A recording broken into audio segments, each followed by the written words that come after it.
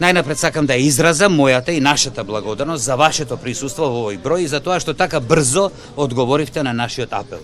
Мое и наше мислење е дека вие со вашето известување и новинарската мисла сте единствени во Европската унија од сите нас.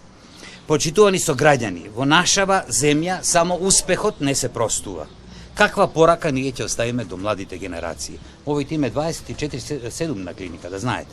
Универзитетската клиника за државна кардиохирургија под моје водство, заедно со овој едуциран, мотивиран, пожртвуван и мултиетнички тим, во последните 8 години создаде ултрамодерна клиника која ги работи сите можни процедури во кардиохирургијата и пошироко, и кои се работат во најреномираните светски клиники, од операции на бајпас, без машина, за листоци, замени, пластики, хирургија на аорта, лак на аорта, отворени хибридни процедури, хирургија на аритмија, имплантација на механички срце, трансплантации и многу други.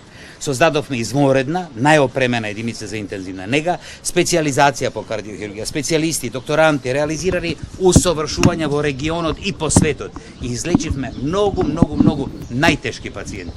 За 8 години од проект израставме во водечки регионален центар, може да проверите, кој издаде трудови, привлече европски проекти, реализира специјализации, размени, симпозиуми, конгреси, формира ново здружение и направи многу други работи. Сега за награда, дали од каприц, дали од некоја скриена сугестија, добиваме смена на менеджментот на клиниката, тоест моје разрешување.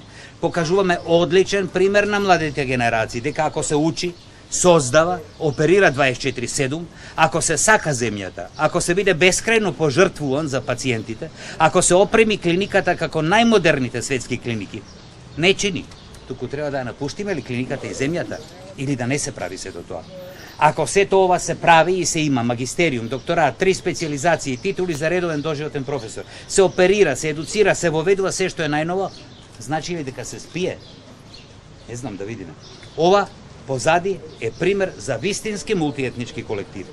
Во животот постојат два начина на однесување.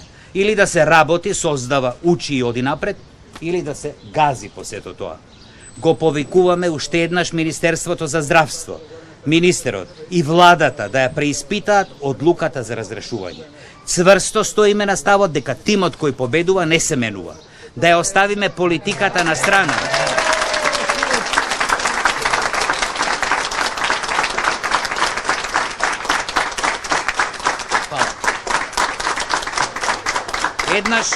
Еднаш во оваа наша напатена земја да ја оставиме политиката на страна и да ги оставиме професионалците да си ја вршат својата работа. Успесите на оваа клиника се успеси на сите нас, на државата и токму на Министерството за здравство.